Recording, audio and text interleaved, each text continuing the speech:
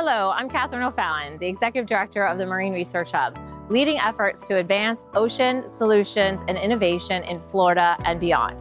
By 2030, the global ocean economy is projected to reach $3 trillion and 40 million jobs. And Florida, surrounded by water, is uniquely positioned to lead the way with marine solutions with a global impact. At the Marine Research Hub, we connect stakeholders, elevate oceanographic research, and commercialize marketable solutions that drive investment opportunities, create sustainable jobs, and ultimately protect our marine and coastal environments.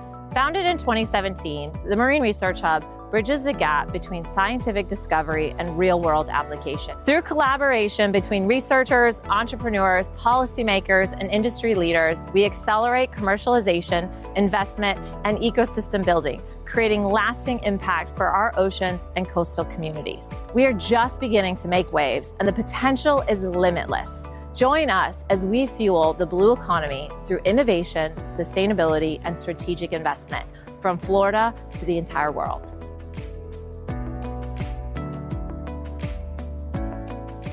Hello, I'm Katherine O'Fallon, and welcome to the Blue Economy Podcast. I am the Executive Director of the Marine Research Hub and your host today on another episode of the Blue Economy Podcast. And with me today, I'm really excited about our guest that we have because it's really getting us into diving into the ecosystem of accelerating and commercializing nature-based and research-based solutions in the blue economy. And so with me today, we have some really amazing people, and I'm going to let them introduce themselves as we start our conversation. But I've got Andrew and Daniel and Rodrigo. Andrew is the president of FAU Research Park, which is the home that we're sitting in here right now. Daniel is the CEO and founder of Blue Frontier. Yeah. And Rodrigo is the founder and CEO of NEPTUNYA. And they're going to tell you guys a little bit more about it. But I want to start with Andrew because we're sitting here at the Research Park, which was kind of like a homecoming for both of you guys walking into the room today, which was really great. But for our listeners and viewers, can you tell them a little bit about what is happening here at FAU? And I see the 40 years behind you. So touch on that a little bit. Sure. Thank you for having me. The Research Park at Florida Atlantic University has been in existence for 40 years. So we're very excited this year to be able to celebrate so much success. And Rodrigo and Daniel are both big parts of that success.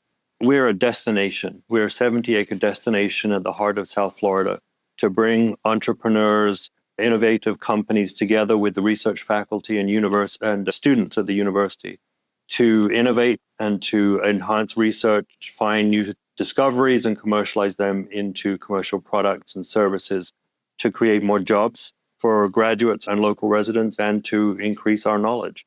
So we host within the park itself 20 different companies, primarily right now in broadly defined life and health tech, and the another 30% roughly in advanced engineering and manufacturing, and then various professional services, ocean economy kind of companies, and various others make up the remainder.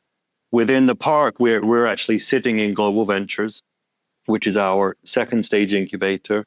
Second stage companies being those that have really come out of the startup phase, gathered some investors because they've had minimally viable products and begun to sell those products in the marketplace and have market traction. So we hope that when they come to us, they're in the growth phase of above $500,000 in annual revenues. We'll then scale them to be multi-million-dollar enterprises that can work and live in the research park or elsewhere within this South Florida region and continue to innovate and grow for all of the reasons I stated to do with research and job creation and economic development. And so, as you said, yes, it was very nice to be able to welcome Rodrigo and Daniel back here to Global Ventures, where both of them got their starts, Rodrigo in a different company and Daniel with a different name for the company, but the same sort of technology. Many years ago, and we've just finished a rehab of the space, a new paint and carpet and what have you.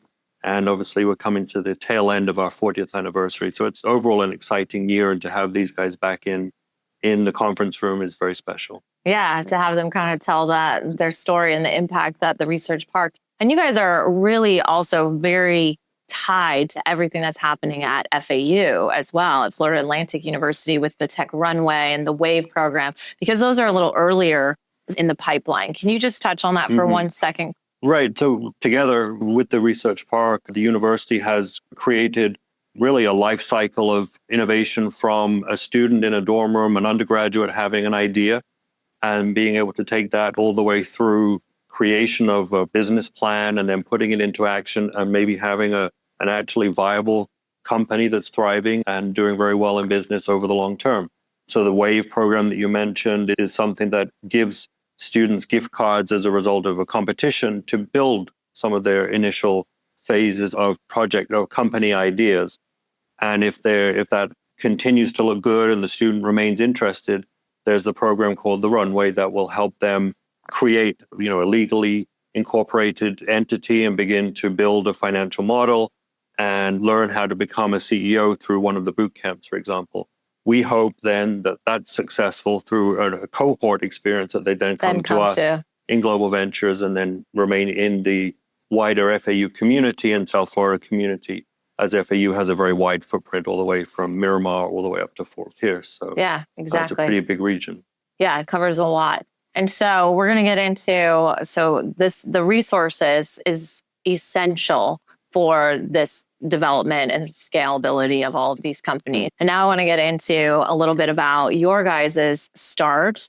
But even before you ended up coming here to the research park and meeting Andrew, tell us a little bit about your founder's journey, Daniel, and then I'm going to turn it over to Rodrigo for the same thing before we get into the tech. Yeah, absolutely. Let's start there. So I decided to become an entrepreneur after being an intrapreneur in a much larger company that was working on lithium-ion batteries. And my background has been in mechanical engineering and thermal sciences and power generation. So the majority or the first half of my career was mostly associated with how to create power, how to create energy, and how to do it in the most efficient way, and how to store it. So batteries, fuel cell systems, hydrogen, power plants, an entire system optimization for those. And as I worked on that, I realized that the size of everything that I was building was being determined by air conditioning, right? And so that made it such that I started passionately trying to figure out a solution to deal with this air conditioning electricity consumption, which led to finding a solution to it that led me to start a prior company called Power Tech that tried to solve the problem of air conditioning and created some of parts of the initial technology together and relationships with some of the national laboratories that eventually led to the creation of Blue Frontier, which is the company we have now, after having figured out some of major improvements in how to create air conditioning. And air conditioning is technology that is over 150 years old. So this is like foundational industrial technology from the Industrial Revolution that has completely changed the world we live. In fact, South Florida would not exist as South Florida if we didn't have access to air conditioning. And in fact, the entire southeast of the United States, the population boom occurred after World War II, after air conditioning became widely accessible. And that's happening on a global scale. So right now, air conditioning is the fastest growing appliance market in the world. And it is also one of the fastest growing use of electricities in buildings across the world. And even, we talk a lot about data centers. City consumption projections for the next 10 years, still going to be 5 times larger than the electricity consumption of data centers projected into the next 10 years. So it just gives you a sense of the magnitude of these things. And so my journey started thinking I need to solve the problem of the degradation of the planet that occurs from the production of electricity. We need to become much more efficient on that. We have to solve the problem of global climate change, which in fact is driving the market for air conditioning. And I found myself transitioning from on the power generation, feeling like I was putting Band-Aids to it. Okay. To trying to fix the actual thing that was causing it, or one of the things that was causing it, which was this pervasive peaky load of air conditioning that is just growing in a massive scale as the temperatures increase, and that has a singular outsized influence on the carbon emissions that we put out into the air. So yeah, and as they say, if you search, you find. Yep. And I was lucky to find breadcrumbs of technologies and partnerships and supportive structures like the research park, which allowed me to find oases where I could think, ideate, find new partnerships, and create and solve the problems that are inherent in the development of technology and the development of a company. Excellent. We're going to come back because you told me your connection a little bit to the ocean also helped drive you Absolutely. in where you're doing in sustainability right now. The reason I am working on sustainability is because I grew up in Panama, and my favorite thing was going snorkeling. And I have a vivid memory of putting on for the first time a mask and just going under and just realizing that I was surrounded by color and Completely different world. a completely different world. And just that became, and it still is, like my happy place. And that level of color and the level of vibrancy that existed back then no longer exists. And I could tell that it was going away, and it cemented my thought that I need to find solutions to this problem. I find myself lucky enough to have been given, and I'll say given because I'm not special in any sort of way, the access to education and tools and resources that other people haven't. So I have to use it for something that is greater than me, right? Yeah. And a larger impact. And dealing with the problems of global warming hopefully will create a world that is as vibrant as the one that we want to pass, that we grew up in, that we would love to have our grandchildren. Well, that kind of leads over into, NEPTUNYA. We won't get into the technology yet of what you're doing, but how did you, Rodrigo, get started in coming up with a solution, kind of looking at the ocean for some of this energy solutions that we need? Because I know you have a background in entrepreneur, but ended up finding your way to the ocean side, maybe similar to Daniel. Who knows here? A bit of the journey. First thing I love this energy, Daniel. Yeah, it's captivating. So let me start when I maybe came to the US. It's shorter. So, Make it a little faster, short version. Yeah, about 10 years ago, I was moving with my family here. And we landed here at this same exact building. And I saw this infrastructure that you guys are helping to create.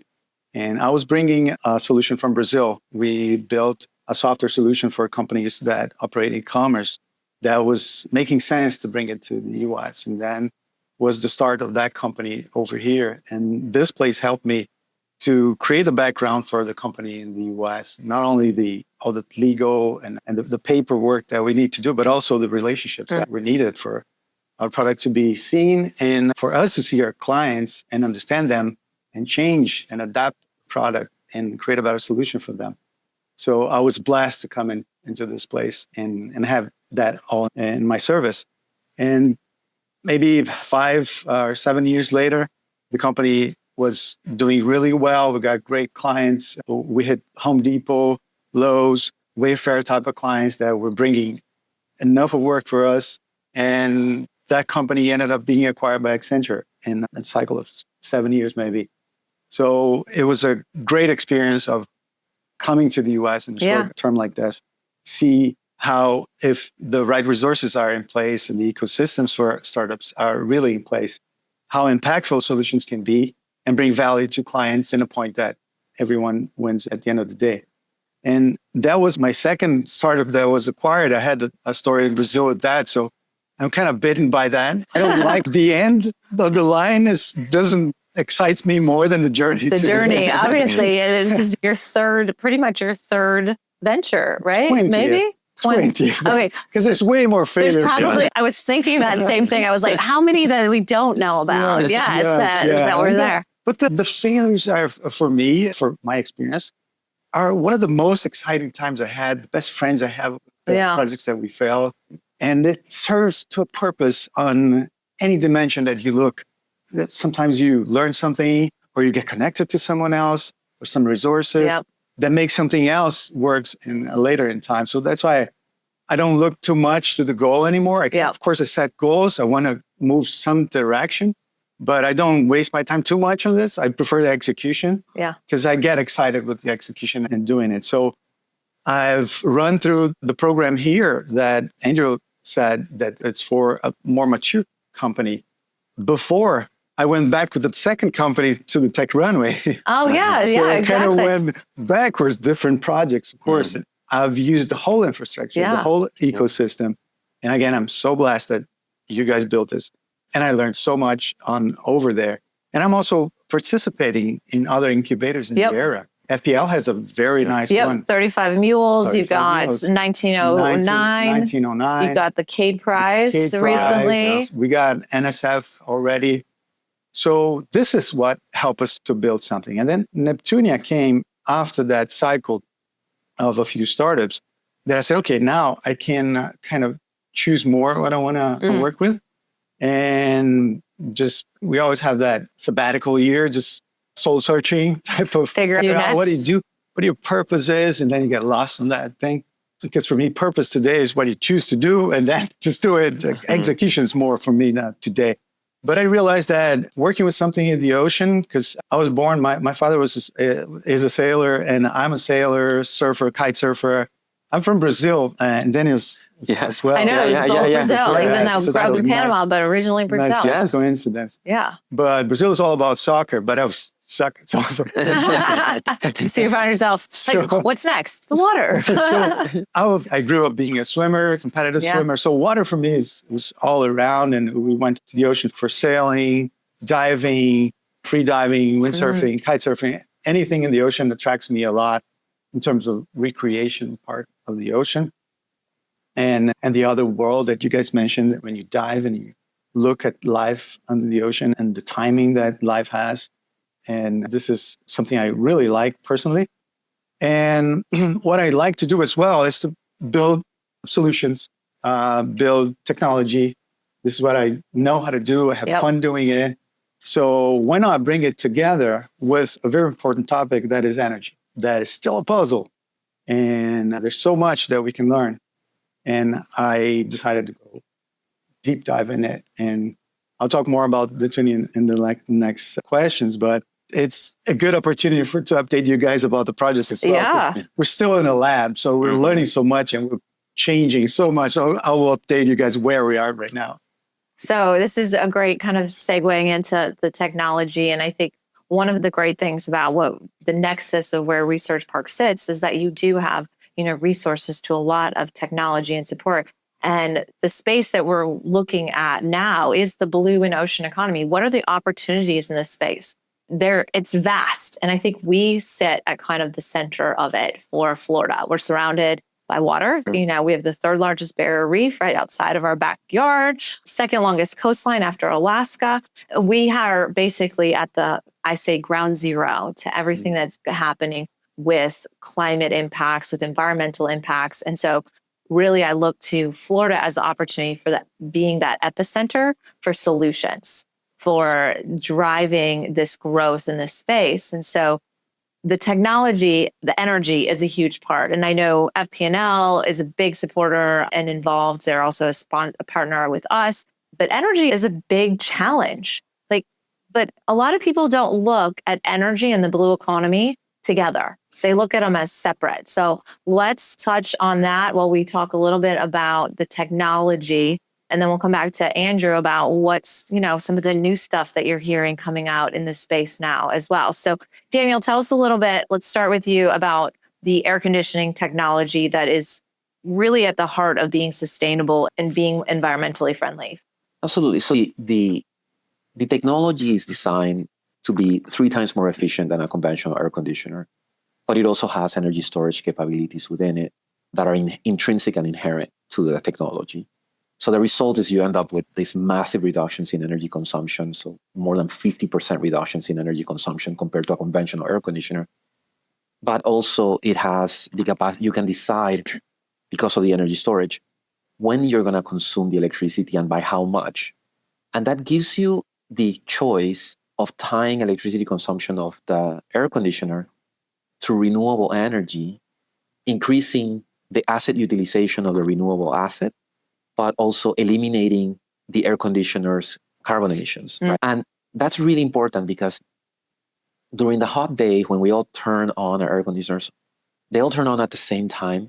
But that moment of maximum electricity consumption almost never matches the moment when renewable energy is being generated. So the peak, what is called the non-coincident peak load of the grid is air conditioning driven and is not coincident with renewable energy, which means you have to turn on peaking plants, which now you're putting carbon into the space, into the air, or you have to have a lot of batteries in order to be able to deal with this peak and maintain the grid stable for everyone.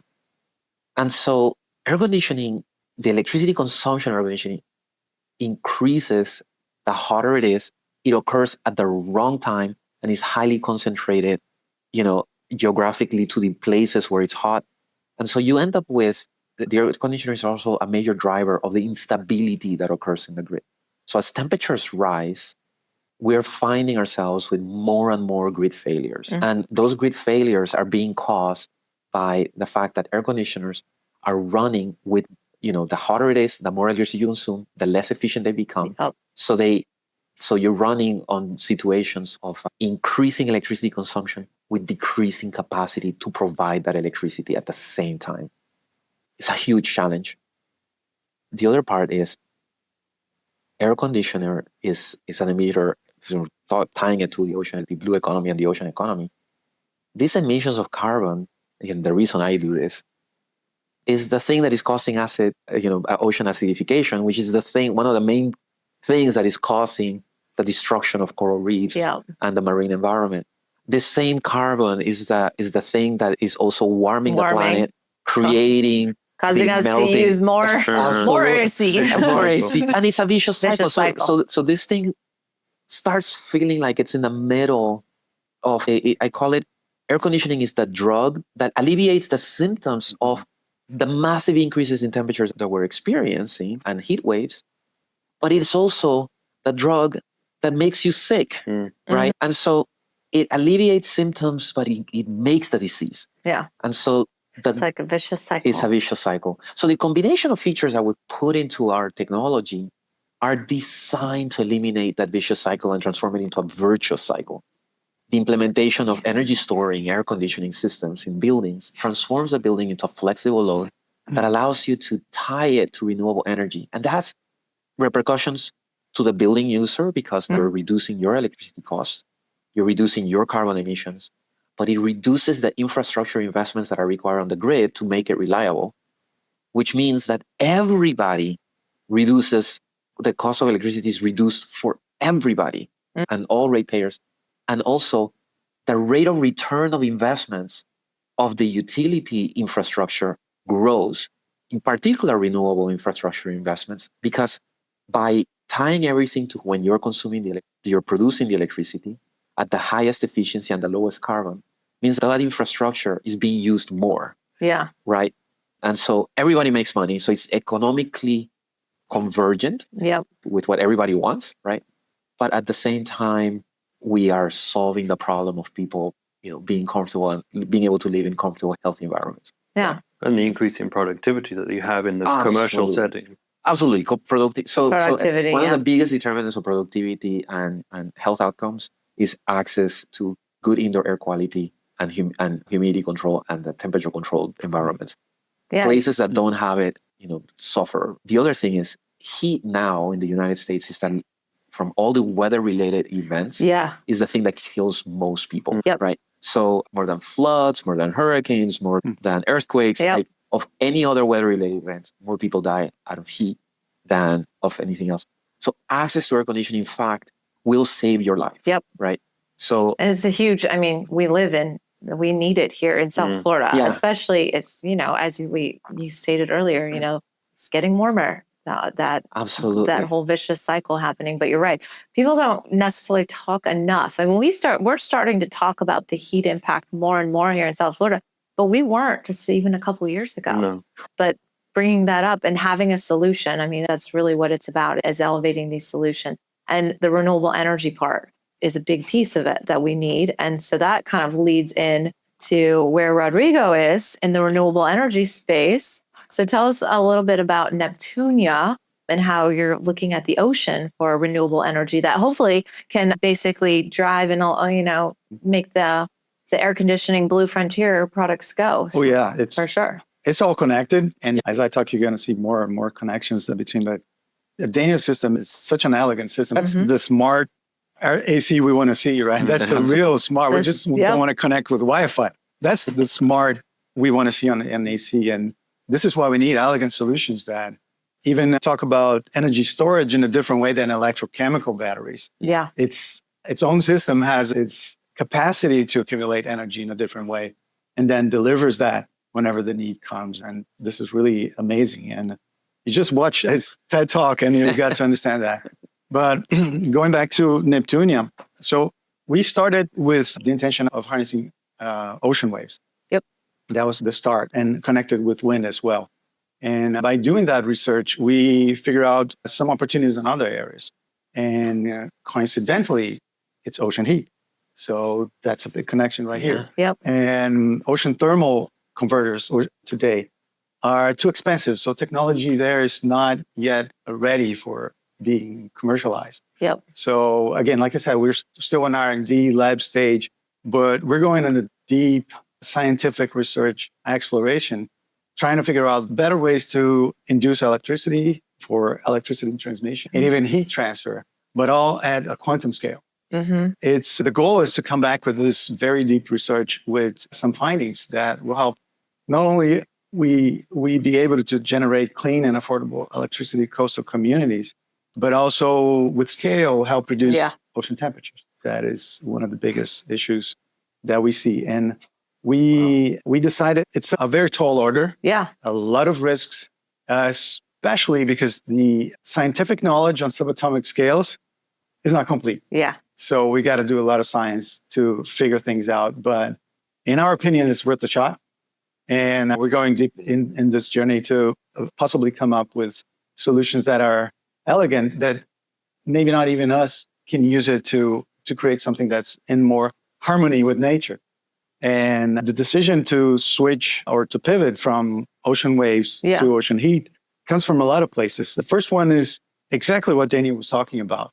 Wind and wave have the inconsistency during the day. You have like solar, same thing, 6 hours of sun of solar power production a day. Waves could be something different, wind, but they all have what we call a capacity factor. So it changes. And most of the time is not the exact demand is calling for that energy. Most of the time. We want to consume energy at a different time. So you need a storage system. Yep. And the other side, the opposite hand, ocean heat is itself the battery. Yeah. The problem is the battery, actually.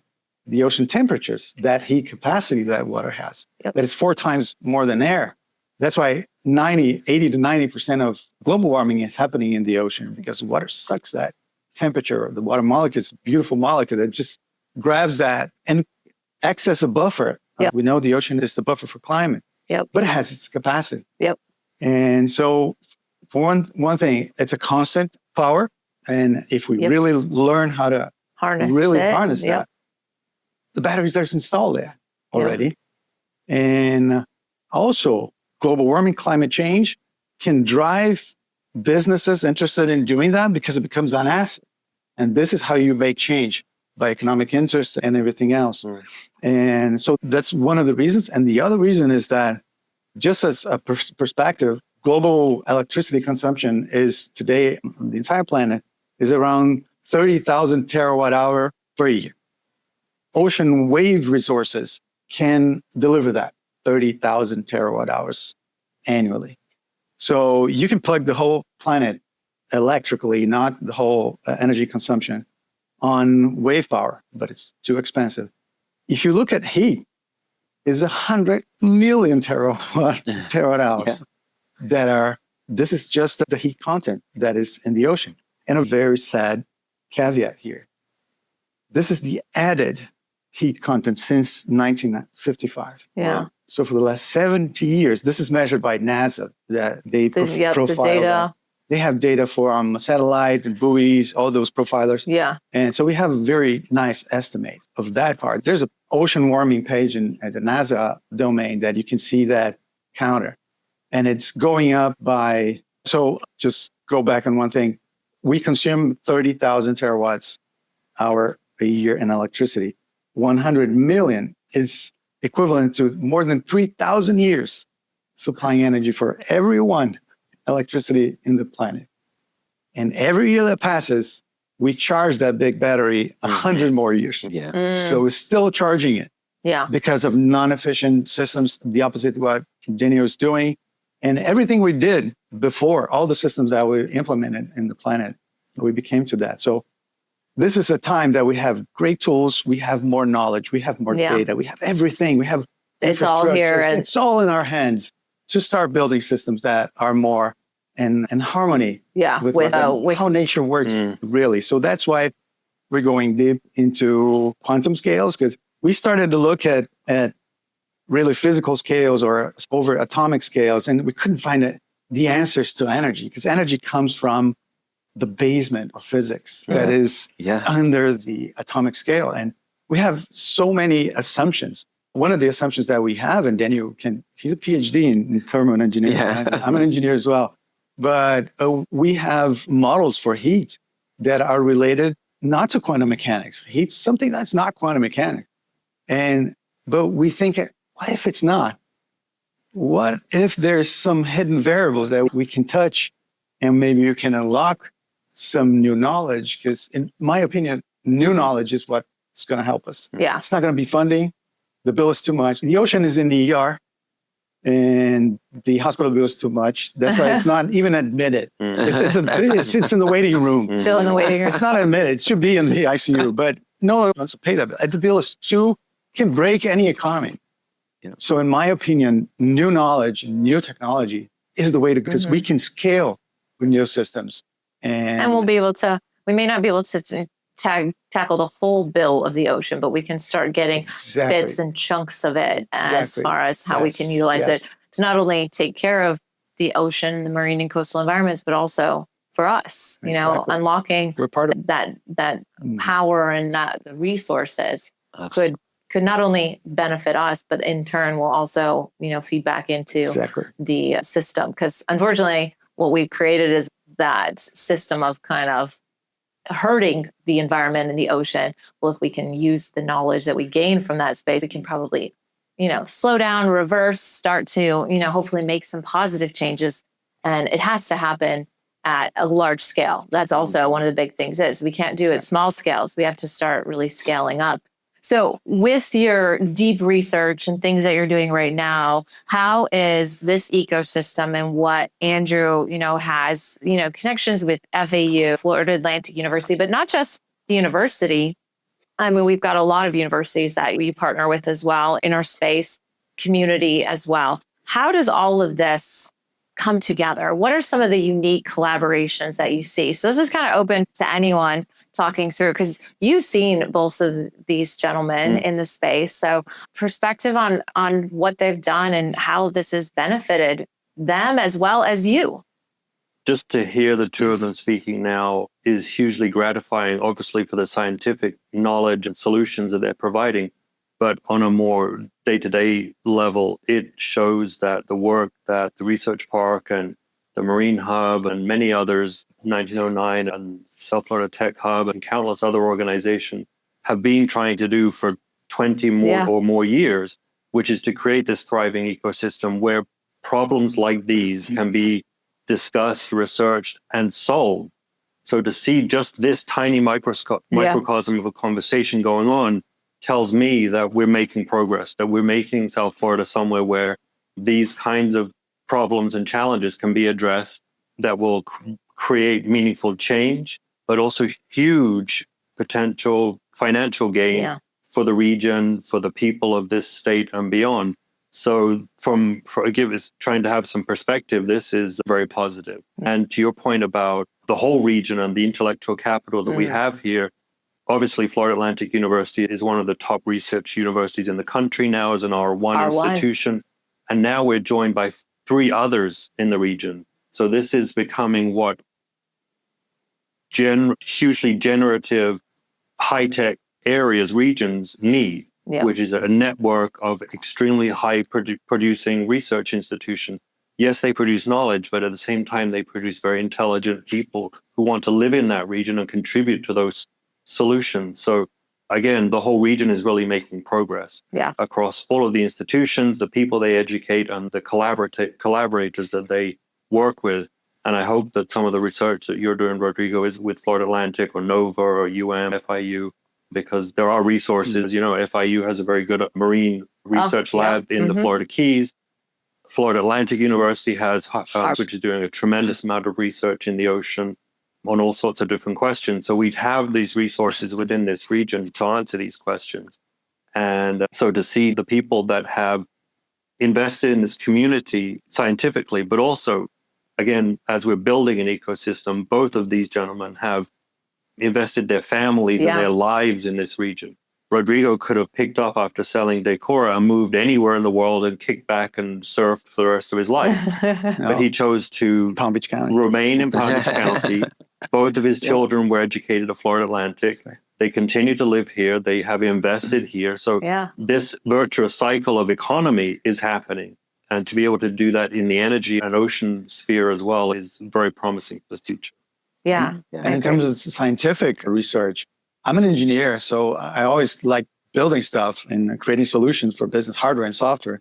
But I learned science while living here, and this building and the other building there. This is where I got connected to more about the scientific method and processes, and really understanding how science works. So even before any collaboration, this really triggered skills in my mind that now I'm be able to really do work on science because of that. So very good. It's already happening. So Daniel, what is one of the unique things that, Rodrigo kind of said, what triggered, some things from Research Park here. What about you? What was that unexpected, support from this ecosystem? So we were homeless as a company in an environment. So when I started my entrepreneurial journey here, this was in 2011, 2012 or so, it was a little bit of barren land around here for the innovation economy. Yeah. Right? So if you wanted to have an office, you had to sign a 3-year lease, and you're like, no, look, I can't. I don't know if I can. I'll be in here. Exactly. And so even hiring lawyers and accountants, the banking system, because the experience of innovation wasn't part of the DNA of startup innovation, wasn't part of the DNA of our region at that time. Everybody was surprised by the things that you needed in order to be successful in the space. And so this was the oasis of hey, actually, we understand you. This is what you need. I know. And tell me anything else I can do to help you, we can do. And it brought also the collaboration with FAU, the brand of FAU, to allow us to be able to concentrate on the things that we wanted to resolve, right? The problem of the company, and you didn't have to try to learn the legal side. You didn't have to worry about space. They were there to help you with that, so you could work on that. There was a ground base of help and support, and then an ecosystem of other startups, in fact, that have actually become important to us into the future of that we still rely on, and our success becomes other people's success. And some of the people that have left our company and have gone on to start up their own companies, and the ecosystem has grown. In 2012, when I went to raise capital for the first time, and I was successful at it, but I would go to venture capital groups, and the first question is so why are you in Florida? What is going on down there? Because no one had ever done those major investments in the space, in particular in areas of deep engineering science and technology that was required hardware and was deep tech, I would call it. They weren't looking at Florida as that space before. No, so you were wondering why. It was an undermining thing. Florida was hey, it's beaches and tourism and retiree people. We've heard all the time when people would go to get capital, you need to move to Atlanta or the Research Triangle or California to get our money. Yeah, period. Exactly. It's a requirement. Slowly, people like Daniel and other entrepreneurs and Rodrigo have proven them wrong and created the environment for entrepreneurs today to be credible when they're raising money. I agree. Exactly. And I think that's an important piece that we're also, trying to create that visibility for everyone to see that not only is this a great place to live, work, you can pilot here. We're, like we said, this is the environment. We're at the epicenter for all these challenges, but it also comes with the solutions. Absolutely. Retelling that story. And these companies, couldn't be more Florida, right? Yeah. You know, like We need that. ocean and air conditioning, Yeah. right? And energy storage. And like, these are the things that we need because we know that we live We here. know what we need We for need- here. You know, and so even our backgrounds, Yeah. right? Mhm. Brazil and Panama and Brazil, right? Mhm. So, and the immigrant story that comes here and just finds the freedom to think and act, right? With a market economy that welcomes you into it. Yeah. It says like, you have a good idea, maybe I'll back you, right? Yeah. That is a uniquely Floridian story, right? And we want to do that, More of right? that. So because that's building in here the innovation economy, one that also engenders in the next generation and in the next engineers the very, very extraordinary idea that you can solve problems, Yeah. right? You're not at the mercy of the problem. Mhm. You can solve them. And I love what you were talking about. It's like, maybe Maybe there's something. I can go deeper into the Yeah. science and I'll find something there, right? Like I can, and that's what happened to us. Like if you were to ask me where I was at the beginning of Blue Frontier, what was the market viability of your technology at the time? I was like zero. Like there So much risk. it's an idea on an Excel sheet and a Mhm. little, Exactly. you know, the cost is prohibitive. The scalability is impossible. There's no manufacturability. There are issues with the technology, you know, that we have no idea how to solve. But we have solved huge problems before. Yeah. And therefore, none of that scares us. And we go off and we do, and we solve them, Yeah. right? Putting us in a position where we are now, in which we're actually commercializing products, Yeah. right? And I love that. I mean, that's the heart of where we're at right now, especially in the space with dealing with energy, dealing with sustainability, with resiliency in our community here, infrastructure wise, environmental wise. But the blue and ocean economy is really at that nexus of starting like, we can solve these. We have the resources, we have the knowledge, we have the support, we've got the ecosystem. But then it's also really important to have people who've done this before to feed back Mhm. into the ecosystem. Yeah. You both being able to share your experiences, share your knowledge, help others navigate that space is something that I think is the reason why other regions have also built up, Sure. is because Mhm. those same people who exited their companies are now feeding back into it, not only investing back into it, but their knowledge and their Their experiences and their Mhm. time and the mentorship. And so with I feel like we could talk so much longer. Do you guys realize how quickly the time goes by now?